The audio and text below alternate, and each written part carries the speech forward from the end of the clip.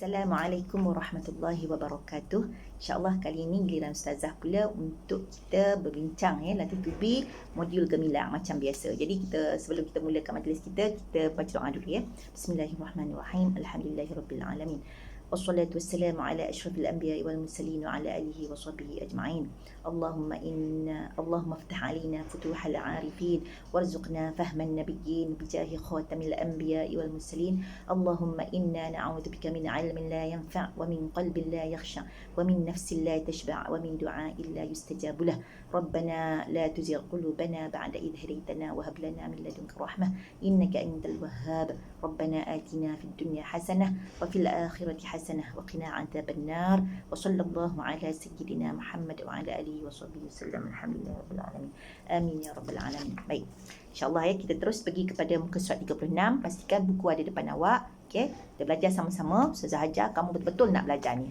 Jangan rugi masa. Jangan rugikan masa. Belajar betul-betul. Ustazah bagi ni kamu ikut betul-betul. Okey?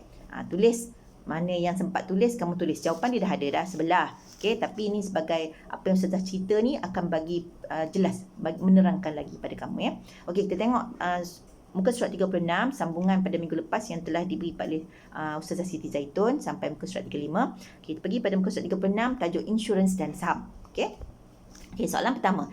Nyatakan dua jenis insurans. Insurans ada dua sahaja. Pertama, nyawa, insurans nyawa. Yang kedua, insurans am. Insurans nyawa ni apa? Nyawa ni maknanya nyawa kita lah. Yang kita bayar bulan-bulan untuk nyawa kita. Di mana kalau berlaku lah, kata kita meninggal, jadi duit pampasan. Dia panggil duit, bukan duit pampasan lah. Duit daripada mudharabah, duit daripada simpanan, duit daripada kita duk bayar sebulan RM50 tu. Maka dapat akan dapat kepada waris yang kita tinggalkan. Okey. Insurans am pula macam mana? Insurans am ni ialah insurans contoh macam kenderaan, kereta, rumah, tu insurans am. Okey. Ni kalau soalan insurans lah. Dia sebenarnya gini, ni bukan soalan ni Ustazah nak cerita sikit. Dia insurans ni sebenarnya non-Islamic. Insurans ni kita guna untuk non-Islamic insurance. Kalau Islamic insurance kita panggil takaful. Takaful ni maknanya saling tolong-menolong antara satu sama lain. Itu di sudut kita orang Islam, kita kena cari takaful. Besok bila awak dah ada kerja, awak jangan ambil insurans biasa yang konvensional. Konvensional ni maknanya tak ikut Islam lah. Awak cari yang ada perkataan takaful. Bila ada perkataan takaful ni, insya-Allah dia mengikut syarak. Tapi dalam soalan ni sebab dia cerita pasal insurans, kita ikut ni lah. Ikut soalan Itu sebagai ilmu yang Ustazah sampaikan. Baik, sudah nombor 1. Kita pergi kepada soalan nombor 2. Nyatakan dua prinsip insurans. Dia nak 2. Tapi Ustazah galakkan kalau kamu ada jawapan 3, 4, awak letaklah. Tapi pandai-pandailah awak di sudut masa. Sebab kalau soalan subjektif ni kita kena pandai, kena pandai bajet masa. Sebab takut nanti soalan banyak lagi, masa dah ciput dah tinggal. Jadi kita juga yang rugi. So pandai-pandai. Ustazah nasihatkan kamu pandai-pandailah jawab. Kalau minta 2, bagilah 3 ataupun 4. Sebab bimbang soalan 1, 2, jawapan 1, 2 salah. Jadi jawapan 3, 4 betul, insya-Allah kamu still dapat markah. Okey, nyatakan dua prinsip insurans. Okey, prinsip insurans yang pertama, bekerjasama antara satu sama lain. Jawapan dah tambah tu, dah ada, kamu cuma tambah. Bekerjasama antara satu sama lain. Yang kedua, tiada unsur gharar. Apa maksud gharar? Gharar ni suatu benda yang kita tak pasti. Benda yang tidak ada kepastian. Jadi kena elakkan. Okey. Yang ketiga, keuntungan diberi secara saksama. Maksudnya dah letak dalam dia punya sijil dalam perjanjian kita dengan insurans tu. Okey, dengan syarikat tu dah cakap dah. Okey, berapa persen kita dapat, berapa persen dia dapat. Dia pun dapat keuntungan juga, kita pun dapat keuntungan. Jadi kita dah ada keuntungan tu, dah diberi secara saksama. Tak ada kau lebih aku lebih, tak. Ikut prosedur dalam perjanjian. Dalam sijil tu dipanggil, ada perjanjian dipanggil sijil lah. Baik. Soalan ketiga, jelaskan dua tujuan insurans. Tujuan insurans ada 3 kat sini. Pertama, memberikan kemudahan perlindungan jika berlaku musibah. Contoh berlaku kemalangan. Berlaku kemalangan, okey, kita boleh tuntut berapa kita nak untuk bayar hospital dan sebagainya. Okey, yang kedua, membantu pihak yang ditimpa musibah meringankan beban. Kita sebagai orang yang mencarum insurans tu setiap bulan, kita boleh minta supaya kita dapat bantuan keuangan kepada syarikat insurans tersebut. Okey, yang ketiga, jaminan sumber keuangan untuk memperbaiki kerosakan. Contoh, accident, kereta accident. Ni insurans kan, kereta accident. Okey, kita boleh tuntut untuk baiki, kita boleh tuntut dengan insurans. Biasa tahu kan, biasa dengar kan. So tahulah. Baik, nombor 4, nyatakan 2 unsur yang perlu dielakkan di dalam perniagaan insurans. Ni yang nak kena elak. Apa unsur dia? Okey, untuk pengetahuan awak, soalan-soalan dalam buku modul gemilang ni soalan-soalan yang simple saja. Soalan yang mudah, jelaskan, nyatakan, apa lagi, siapakah. Dia belum masuk soalan terangkan tu. Soalan yang kena kena kita fikir, yang kebat tu. Ni tak ada lagi. Setakat yang saya baca ni belum ada lagi ni. Okey. Baik, jadi unsur yang dielakkan, perlu elak dalam perniagaan insurans ada 3. Yang pertama, of course, riba. Okay? Yang kedua, judi. Yang ketiga, gharar. Gharar ni benda yang tidak pasti. Tu maksud gharar. Okay? Baik. Tak pasti tu macam mana tu? Faham tak gharar ni? Ustazah harap kamu faham lah gharar ni apa. Gharar ni benda yang tak pasti ada. Contoh kita nak beli satu-satu benda tu tapi tak pasti benda tu ada ke tak. Benda tu memang duduk kat luar negara lagi. Jadi tak pasti dia datang bila benda tu ada ke tak. Tapi kita nak beli. Tu gharar lah tu. Okay? Baik, next. Okay, nombor 5. Jelaskan 2 syarat saham yang diharuskan. Okay, syarat saham kat sini dia bagi 3. Saham tu mestilah bebas daripada unsur riba. Okay, ni bab saham lah ni. Tadi insurans. Ni nombor 5 ni tentang saham. Saham tahu kan? Kita bagi saham, kita labur saham. Okay, katakanlah labur saham dekat syarikat. Syarikat apa? Syarikat tu mestilah yang mengikut syariat, bukan syarikat yang non-Islamik. Boleh faham Okay. Yang kedua, tidak mempunyai unsur spekulasi yang dilarang. Tidak mempunyai unsur spekulasi yang diharam. Faham tak spekulasi tu apa? Spekulasi ni contoh macam jual beli saham. Kita beli saham dengan harapan untung besar. Tapi kita tahu risiko kalau kita beli saham tu. Mungkin risiko dia boleh menjunam jatuh. Tapi dia menawarkan untung yang besar. Itu spekulasi. Jadi spekulasi yang dilarang tak boleh. Okay? Baik. Yang ketiga, tidak dilaburkan dalam industri yang haram ataupun institusi yang haram ataupun dia mengamalkan judi. Contoh, kita labur duit kita untuk syarikat arak ataupun kita labur duit kita untuk syarikat judi. Tu of course haram. Kita nampak jelas. Okey, yang keempat, tidak dilaburkan di dalam akaun simpanan tetap ataupun bank konvensional. Akaun simpanan tetap ni contoh macam ni lah yang kita simpan duit macam biasa tu. Tu bank simpanan tetap, akaun tetap kita. Saving biasa. Kemudian kalau bank konvensional pula memang kita tahu dah bank tu memang muamalat dia tidak mengikut syariat Islam. Jadi kita labur juga. Jadi tak boleh lah. Saham tu dikira haram. Perbuatan kita haram.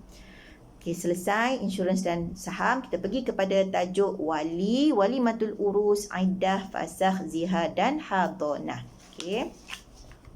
Baik, nombor 1. 2 syarat wali nikah. Syarat wali. Apa syarat wali? Okey, yang pertama Islam. Okey, tak boleh kufur. Dia kafir, dia murtad, dia tak boleh jadi wali. Yang kedua, dia mesti baligh. Tak boleh wali tu baru umur 12 tahun belum baligh. Sebab tak ada orang lain, dia seorang je adik kita. Dia jadi wali. Tak boleh sebab dia tak baligh lagi. Yang ketiga, dia mesti lelaki. Dia tak boleh pondan ataupun dia khunsa. Tak boleh. Dia kena lelaki. Laki tulen. Laki tulen. Okey, yang keempat, dia mestilah berakal. Kalau dia gila, maka tak jadilah tak sah perkahwinan tersebut.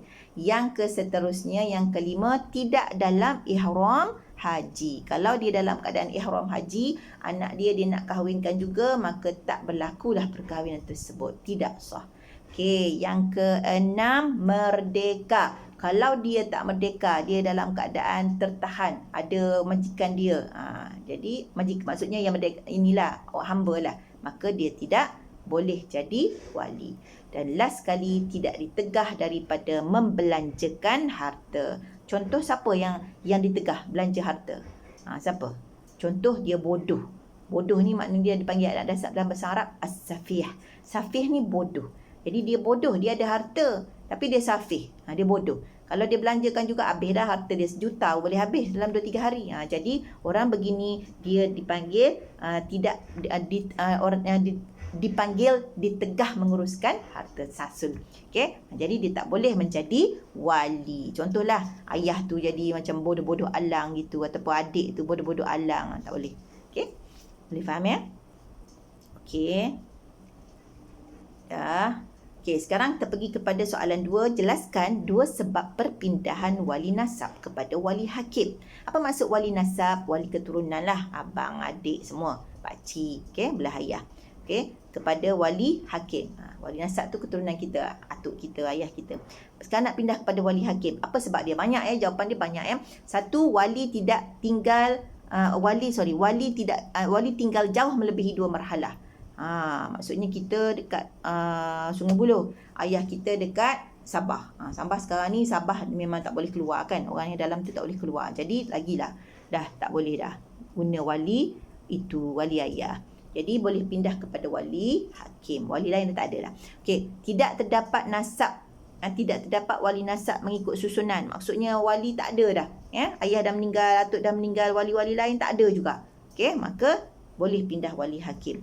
Yang ketiga, wali dalam ihram haji atau umrah. Macam saya cerita tadilah, wali dalam ihram haji atau umrah tak boleh jadi wali. Yang keempat, wali akrab tak dapat dikesan. Wali dia, contohlah, ayah dah meninggal, atuk dah meninggal, ada abang. Abang pula lari dari rumah bergaduh dengan ayah. Jadi tak boleh nak kesan, nak panggil balik abang tu untuk jadi wali, tak boleh. Dah keluar paper sebagainya, tak ada juga. Jadi bolehlah pindah pada wali hakim. Yang kelima, wali akrab dalam tahanan. Mungkin dia dipenjarakan ke, ayah dia dipenjarakan. Orang lain dah tak ada dah. Ayah kat penjara, ada dekat je penjara, kat penjara Sungai Buloh. Jadi tak boleh juga ayah dia nak jadi wali. Pindah wali hakim. Wali setara bergaduh. Bergaduh. Wali duduk bergaduh. Okey, jadi tak boleh juga. Yang seterusnya, wali tak nak mewalikan. Ayah dia tak setuju dengan pilihan hati dia, tapi budak yang dia pilih ni, bakal pasangan dia ni seorang yang memang baik. Tak ada masalah. Jadi bolehlah pindah kepada wali hakim. Wali menyembunyikan diri. Wali tu dia kata dia tak berani nak keluar sebab dia ada hutang ke, ada alung. Alung memang nak duk cari dia, nak minta hutang. Jadi dia lari, menyembunyikan diri. Tak nak wujudkan diri dia pada khalayak ramai. Tak nak munculkan diri. Jadi boleh pindah wali hakim. Boleh faham Okey. Nombor 3. Nyatakan 2 wali nikah selain bapa dan datuk. Wali nikah selain bapa dan datuk ni wali nasab lah. Ramai. Okey. Antaranya yang pertama, saudara lelaki seibu, adik-beradik lelaki. Adik-beradik lelaki kita seibu sebapa. Adik-beradik lelaki sebapa. Okey. Kemudian siapa lagi? Anak saudara lelaki seibu sebapa, anak saudara kita. Orang lain dah mati dah, ada anak saudara lelaki. Boleh jadi wali. Anak saudara lelaki daripada adik-beradik lelaki sebapa dan ke atas. Ramailah. Boleh cek baliklah semula. Ambillah 2 saja. Okey? Ataupun 3 saja. Selain bapa dan datuk, boleh tulis abang. Okey? Abang seibu sebapa. Adik lelaki seibu sebapa. Pakcik daripada belah ayah. Buatlah ayat sendiri, tak apa. Tak semestinya seibu sebapa. Pandai-pandai awak lah. InsyaAllah pemeriksa tu boleh faham. Jangan sebab macam ni awak terus tinggalkan soalan. Jangan tinggalkan soalan. Tolonglah. Sebab kadang-kadang tu awak rasa tak boleh jawab. Tapi bila awak jawab, pemeriksa boleh terima. Tu untungnya orang yang rajin jawab. Bila kamu dah malas jawab, maka memang tak dapatlah markah. Cuba jawab. InsyaAllah markah akan dicari. Makan diberi. Sebab pemeriksa kerja dia mencari jawapan betul. Dia akan beri juga kalau jawapan tu nampak betul. Jadi untunglah dekat kamu. Boleh faham tak? So kesimpulannya, jangan tinggalkan jawapan. Cuba jawab. Okey. Antaranya lagi siapa? Wali selain bapa dan datuk? Wali hakim. Alright, nombor 4. Jelaskan perbezaan antara wali nasab dan wali hakim. Boleh kamu buat kotak. Wali nasab di sudut hubungan. Tulislah apa kriteria yang kita nak bincangkan tentang wali nasab ni. Okey, wali nasab ada hubungan, di sudut hubungan. Buat petak, buat 3 petak. Okey. 1 kriteria. Maksudnya perkara yang kita nak tulis, nak bincangkan. Kriteria, kemudian wali nasab, wali hakim. Tulis yang pertama kriteria hubungan. Okey, wali nasab hubungan dia apa? Hubungannya hubungan keturunan. Okey, keturunan kita. Wali nasab. Satu. Kemudian apa beza dengan wali hakim? Wali hakim ni dia tak ada hubungan. Dilantik oleh pemerintah. Ataupun kita kata dilantik oleh sultan. Contoh awak boleh cakap lagi. Dilantik oleh jaiz. Apa-apalah yang sesuai. Kalau awak tak datang benda tu, awak cari yang sesuai ayat.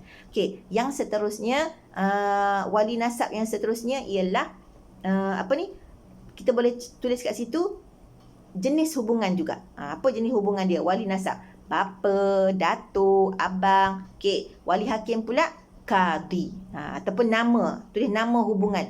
Okey, tadi hubungan kan? Yang kedua ni tulis nama hubungan. Siapa nama hubungan? Bapa kandung.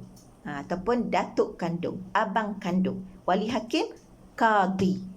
Qadi ataupun juru nikah jaiz. Jawapan dia awak boleh pandai-pandai awak lah. Supaya betul. Kadang-kadang awak tak perasan benda ni kan. Tapi bila awak buat ayat, boleh memahamkan pemeriksa, insya-Allah awak akan dapat markah. So, jangan tinggal soalan. Itu dia punya keywords dia. Jangan tinggalkan soalan. Satu lagi saya nak tegur bab tertinggal soalan. Ada pelajar kerana terlampau dia nak cepat jawab, dia terlupa nak jawab soalan atas, pergi soalan bawah. Jadi tips dia, tolonglah bila awak menjawab soalan, awak tanda nombor yang dah dijawab tu supaya awak tak tertinggal soalan. Hari tu periksa pertengahan tahun, ramai juga yang tertinggal soalan mudah, rugi 4 markah. Kadang tu soalan yang ayat hafazan memang awak hafal, tapi awak dah tinggal, so habislah 4 markah. Sayang, sangat sayang. Tolong perbaiki.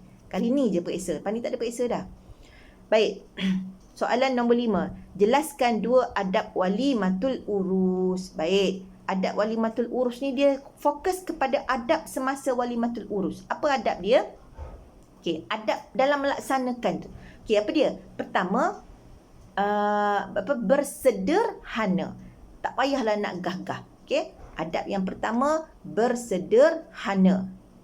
Diadakan secara sederhana. Bersederhana dalam membuat majlis. Bersederhana dalam menjalankan majlis. Betul lah jawapan tu. Okey, yang kedua, mengikut kemampuan keluarga. Jangan melampau-lampau, pinjam sana, pinjam sini, pinjam dengan bank rakyat 30,000 nak bayar tu anak 5, anak 6 tak habis bayar lagi tu. Jadi bersederhana dalam mengadakan walimatul urus secara sederhana, satu. Yang kedua, mengikut kemampuan keluarga. Yang ketiga, dibolehkan, diharuskan ada hiburan, contoh kompang, qasidah, nasyid. Tu boleh. Jangan melampau sampai ada joget lambat lah. Joget-joget antara lelaki perempuan lah, macam disko lah apa. Tu tak boleh, diharamkan. Jadi kena jawab adab walimatul urus tu, benda yang dalam melaksanakan walimatul urus tu bagaimana. Okey, boleh faham Baik, nombor 6. Jelaskan 2 perkara yang dilarang ketika mengadakan walimatul urus. Ini benda yang haram dilakukan. Kena fikirlah, dilarang maknanya haram dilakukan. Apa jawapan dia? Okey, pertama, hiburan yang melalaikan. Macam saya dah cakap tadi, hiburan yang melalaikan, contoh joget lambak. Sama-sama semua orang boleh joget. Okey, yang kedua, pergaulan bebas di antara lelaki dan perempuan. Yang ketiga, bermegah-megah dalam memberi hidangan. Menunjukkan dia tu kaya, bermegah-megah dalam melakukan majlis tersebut, dalam melaksanakan majlis tersebut. Yang keempat, membazir dalam makanan dan hidangan. Melakukan pembaziran. Itu perkara dilarang. Itu hebat, awak boleh fikir kan.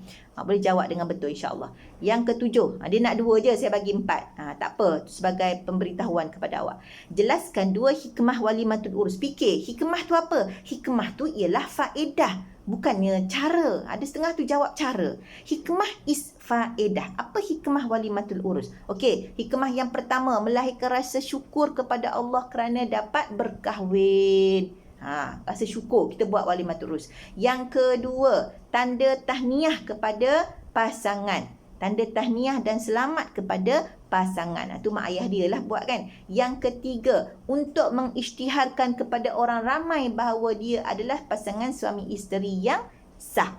Yang keempat, mengikut ajaran agama dan sunnah Rasulullah sallallahu alaihi wasallam. Sebab apa Ustazah kata macam tu? Sebab walimatul urus, majlis perkahwinan ni adalah sunnah Nabi. Jadi bila kita buat tu maksudnya kita mengikut sunnah Rasulullah. Faham Okey, next nombor 8.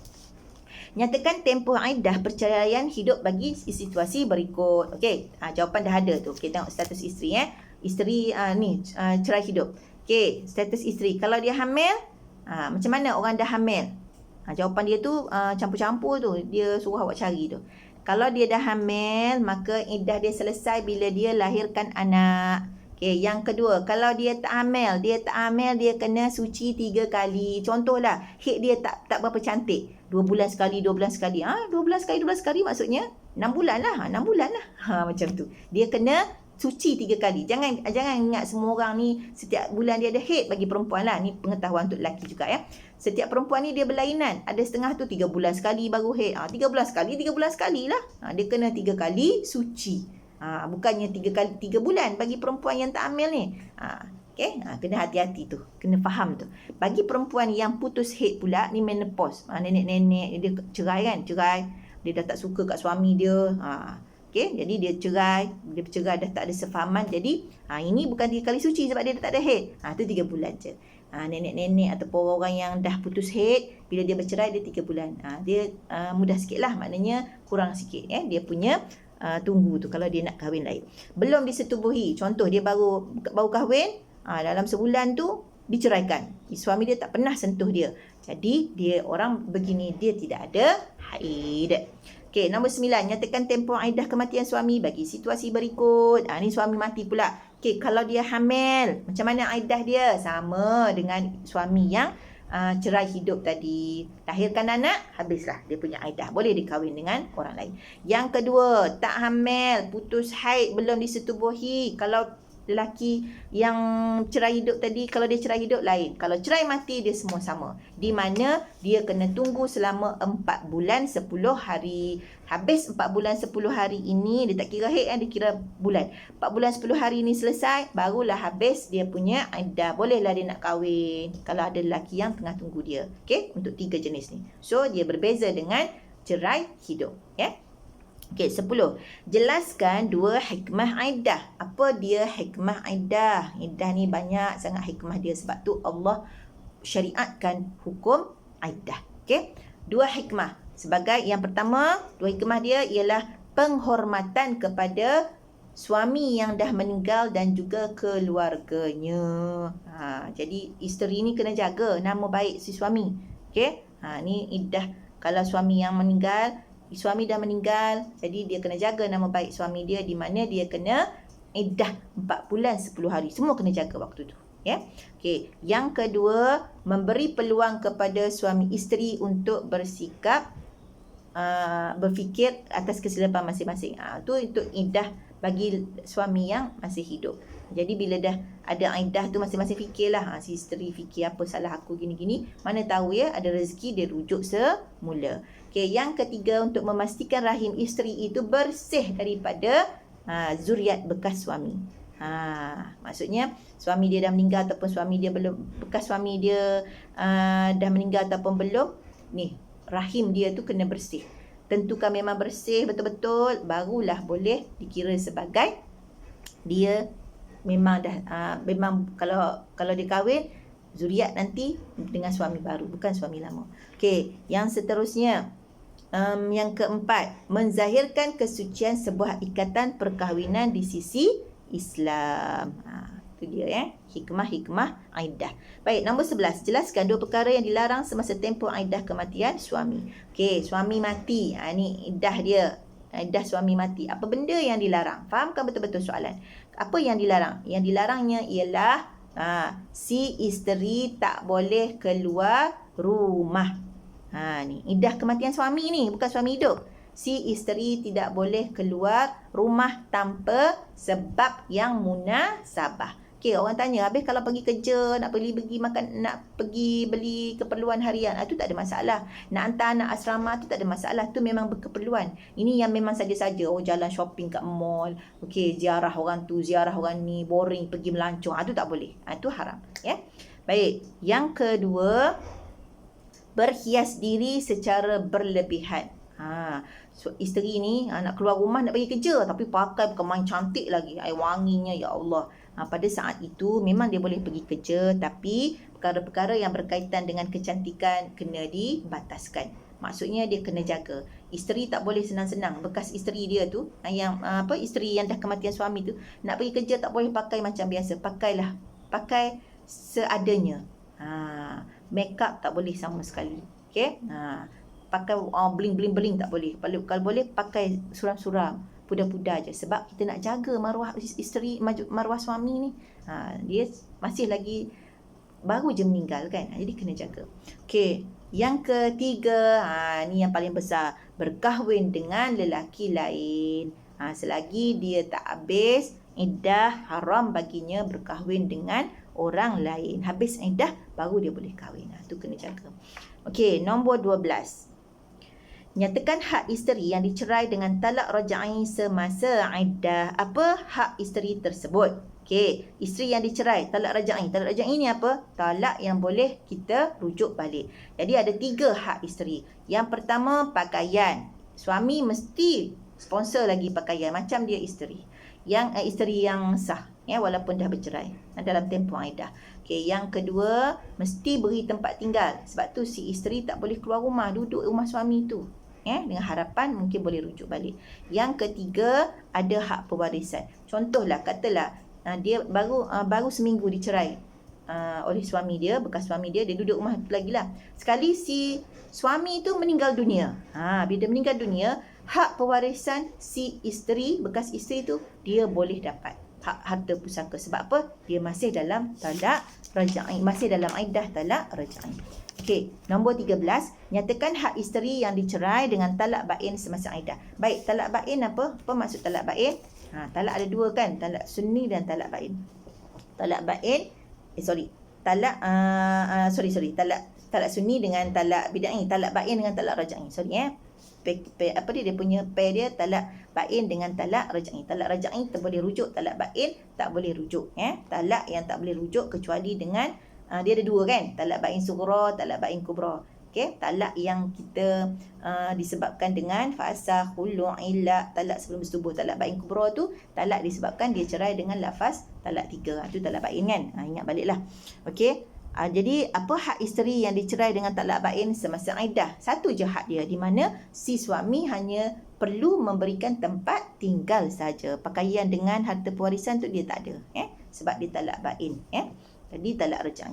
Okey, nombor 14, jelaskan 2 sebab diharuskan fasakh. Apa maksud fasakh? Fasakh ni ialah suami, isteri minta untuk diceraikan atas sebab-sebab tertentu. So apa sebab? Sebabnya ialah, tu jawapan dia.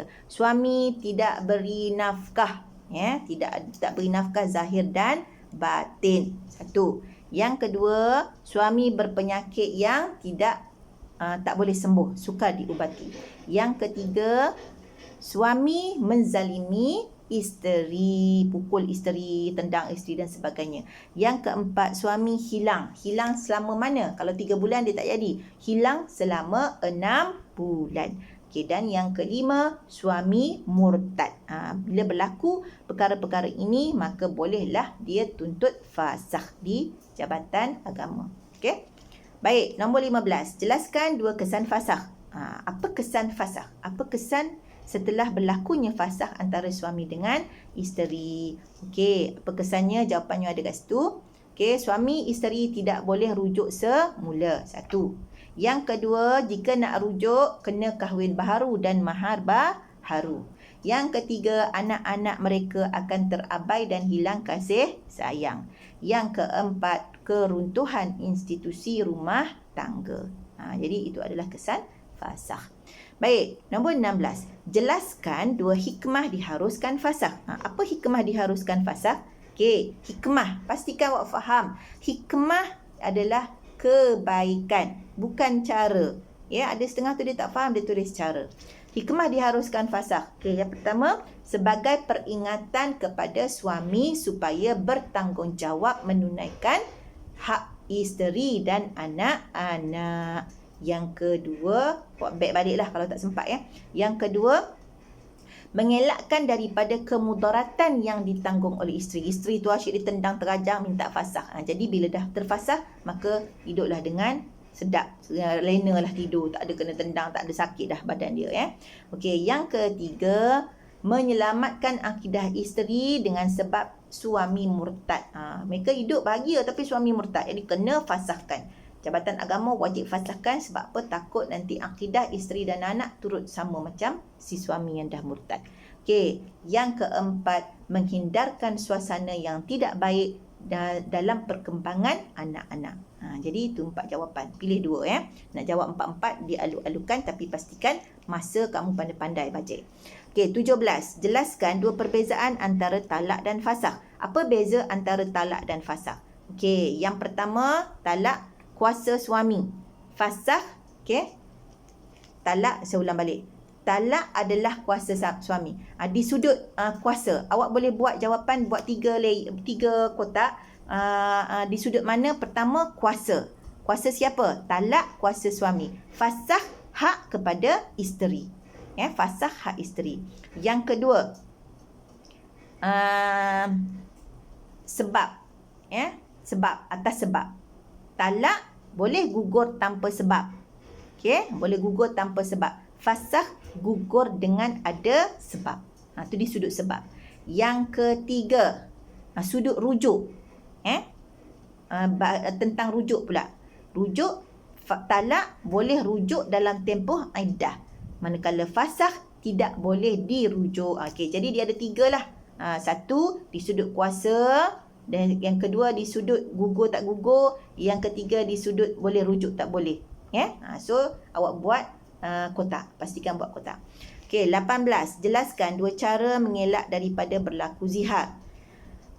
Apa cara untuk mengelak daripada berlaku zihar? Okey, zihar ingat lagi Zihar ialah di mana isteri menyamakan di mana suami menyamakan bahagian badan isteri seperti mak ataupun adik-beradik dia ataupun mahram dia. Okey, cara untuk mengelak daripada berlaku zihar, yang pertama, dia kena memahami konsep zihar sebenar. Kena faham apa maksud zihar. Yang kedua, dia tak mengikut sifat-sifat masyarakat Arab jahiliyah. Macam sekarang kan, sifat Arab jahiliyah memang sangat-sangat tertonjol di kalangan masyarakat. Jadi dia tidak mengikut syarat suami, cara elak zihar, tak mengikut sifat-sifat Arab jahiliyah. Dan yang ketiga, hendaklah dia menahan kemarahan. Tahan marah dia, jangan terlalu marah, kena kawal perasaan marah. Okey, 19. Nyatakan syarat bagi isteri yang dizihar. Isteri tu macam mana? Satu, mestilah isteri yang sah. Yang kedua, disandarkan kepada isteri ataupun mana-mana anggotanya. Maksudnya masa dia bercakap zihar tu, dia sandar kepada anggota isteri tersebut, disamakan dengan anggota ibu. Anggota mana? Anggota yang menuju kepada seksual lah. Contoh ponggong. Dia cakap yang ponggong awak menyapu tadi tu, ponggong awak macam ponggong mak. Tu dah tak boleh lah. Okay? Bila zihar ni, dia akan menyebabkan dia tak boleh bersatu, dia tak boleh bersama lah. Suami tadi tak boleh menggauli isteri seperti biasa. Okey. Jadi tengok soalan 21, nyatakan syarat bagi orang yang diserupakan dalam zihar. Orangnya macam mana? Hendaklah dia nombor 20 belum. Nombor 20. 2 syarat suami. Apa syarat-syarat suami dua syarat suami yang menzihar isterinya. Macam mana keadaan suami tu? Suami mestilah baligh. Kalau suami tu belum baligh, tak jadilah. Suami mestilah berakal. Kalau suami tu gila sekejap, tak jadi. Suami mestilah dengan kehendak sendiri. Suami tidak dipaksa. Okey. Dan yang ketiga, suami mesti orang yang suami betul dia lah, di mana dia sah talak tu. Suami tu boleh talak dengan sah. Kalau dia talak, boleh sah. Okey, talak tersebut. Itu syarat dia. Baik. Seterusnya, nombor 21. Nyatakan syarat bagi orang yang diserupakan zihar. Macam mana orang yang nak diserupakan zihar tu? Syarat dia yang pertama, dia mestilah perempuan, bukan lelaki. Perempuan. Yang kedua, dia mestilah mahram. Iaitu contoh mahram siapa? Ibu lelaki tu lah. adik-beradik perempuan lelaki, pakcik makcik pada lelaki, orang yang memang haram dia kahwini. Okey. Baik. Nombor 22. Jelaskan syarat sirah bagi zihar. Apa syarat-syarat sirah bagi zihar? Sirah tu maksudnya percakapan dia tu lah, lafaz yang dia sebut tu. Okey. Yang pertama, dia tidak memerlukan niat jika lafaz jelas dan khusus. Ini lafaz soreh. Kalau dia cakap soreh, dia tak payah niat dah. Okey. Kalau dia cakap yang kedua, kalau lafaz tu lafaz kinayah, dia perlu niat. Niat bahawasanya dia memang menyatakan, contoh tadi, ponggong isteri dia memang macam mak dia. Cuma dia cara dia kinayah tu, dia cakap dia tu cakap yang kinayah. Tapi kena ada niat, baru jadi. Baik. Nombor 23 sikit lagi Okey. Jelaskan 2 kifarah zihar. Apa maksud kifarah zihar? Kifarah ni denda. Sebab suami isteri tadi dah tak boleh bersama dah sebab dia zihar, hukuman dia, jadi dia kena buat kifarah. Bila dia buat kifarah, maka bolehlah dia hidup macam suami isteri sebagaimana biasa. Apa kifarah dia? Pertama, dia kena merdekakan hamba. Sekarang dah tak ada hamba. So dia pilihlah choice yang kedua. Dia kena puasa selama 2 bulan berturut-turut 60 hari. Katakanlah dia puasa dah sebulan, masuk hari ke-31 dia tiba-tiba sakit yang dia tak boleh puasa, dia terpaksa berbuka. Jadi dia balik semula kepada hari pertama bila dia nak start. Tu payah dia.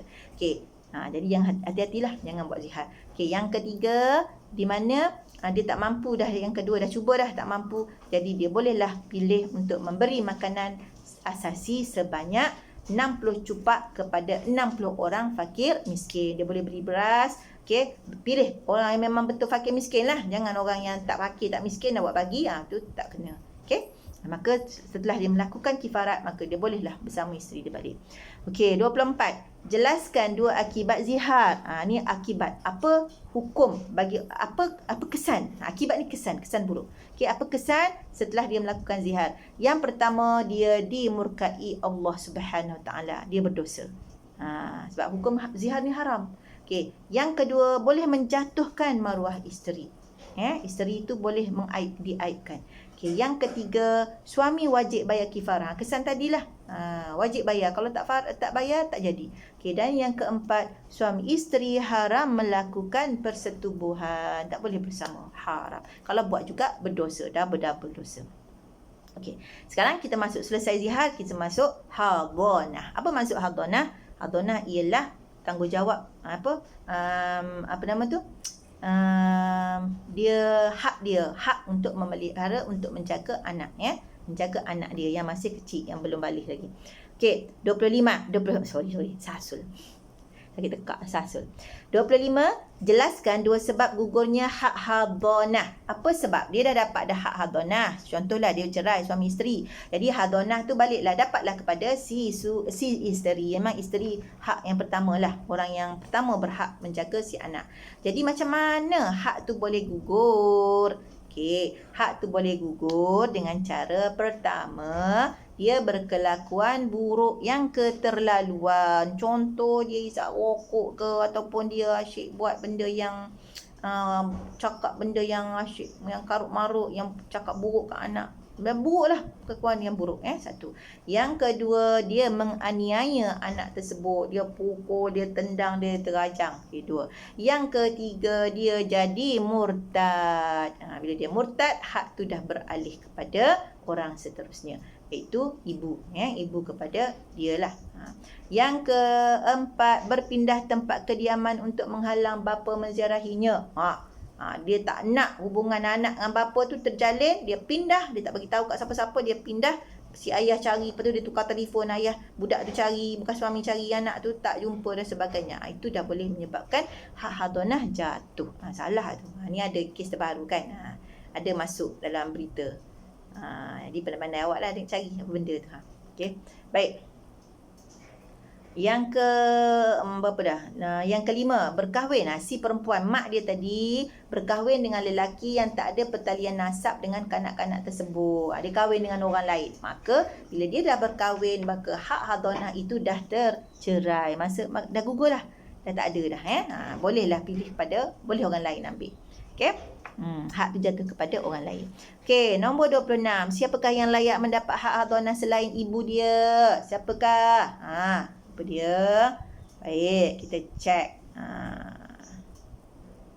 Orang-orang yang layak untuk mendapat hak hadonah ialah bapa budak tu, datuk, nenek sebelah ibu ke atas. Mula-mula sekali ibu, mak budak. Lepas tu yang kedua, ibu kepada ibu budak tu, nenek budak tu lah. Tu yang pertama, yang mula-mula tu sebenarnya. Okey, lagi bapa, datuk, nenek sebelah ibu ke atas, nenek sebelah bapa ke atas. Ke atas tak faham tak? Tok yang dia, mak yang dia itulah. Maksud dia. Okey, saudara perempuan seibu sebapa, makcik dia lah. Saudara perempuan seibu, makcik. Ya, anak perempuan kepada saudara perempuan seibu sebapa, sepupu dia, sepupu perempuan. Ya. Mak saudara sebelah ibu, mak saudara ibu. Okey, boleh. Mai lah. Boleh lah awak tulis je lah kalau soal macam tu ya. Okey, 27. Ni hati-hati. Kalau perkataan selain tu maknanya tak boleh tulis lah lagi sekali. Selain ibu. Tak boleh tulis dah ibu tu. Nanti kalau tulis juga ibu tu salah dah. Jawab pula dua. Padahal dia tahu cara jawab salah. Habislah markah. Okey, 27. Nyatakan dua syarat orang yang mendapat hak hadonah. Syarat-syarat orang yang nak hadonah tu, nak dapat syarat hak hadonah tu, dia mesti apa? Mesti Islam. Islam wajib. Yang kedua, akal dia waras. Kalau dia gila ataupun gila-gila ataupun safih tu macam saya cakap tadi, bodoh-bodoh, alang bodoh gitu, tak boleh. Okey, yang ketiga, dia mesti orang dewasa. Yang keempat, dia berakhlak mulia. Itu adalah ciri-ciri untuk mendapatkan hak hadonah ataupun syarat. Okey, last sekali, nombor 28, jelaskan tempoh berakhirnya hak hadonah. Bila? Apabila dia dah dewasa. Kanak-kanak telah dewasa. Kemudian, kanak-kanak mampu berdikari. Kanak-kanak itu mampu menguruskan keperluan asasnya sendiri. Itulah, selesailah hak hadonah. Maka selesailah pelajaran kita pada pagi ini. Mudah-mudahan awak mendapat berkat daripada apa yang kamu pelajari, insya-Allah. Kalau ada masalah, boleh terus PM Ustazah masing-masing. Pelajar saya boleh terus PM pada saya. Okey, pelajar-pelajar lain pun kalau nak PM pada saya, silakan dialu-alukan. Okey, kita sudahi dengan jangan lupa selesaikan tajuk-tajuk yang saya dah bincang tadi, pastikan tulis semua. Okey? Itu saja. Sekian. Yang baik daripada Allah, yang kurang daripada Ustazah sendiri. Kalau ada silap apa sebagainya, boleh kamu terus maklum pada Ustazah apa yang Ustazah tidak cakap dan sebagainya pada pembentangan Ustazah tadi. Okey? Aqulu qawli hadza wa astaghfirullahal azim li wa lakum. Assalamualaikum warahmatullahi wabarakatuh. Baca doa sikit. Bismillahirrahmanirrahim. Wal 'asri innal insana lafi khusr illa alladziina aamanu wa 'amilus solihati wa tawassaw bil haqqi wa tawassaw bis sabr. Subhanakallahumma wa bihamdika asyhadu an la ilaha illa anta astaghfiruka wa atubu ilaik. Sallallahu ala sayyidina Muhammad wa ala alihi wasallam. Okey, assalamualaikum warahmatullahi wabarakatuh.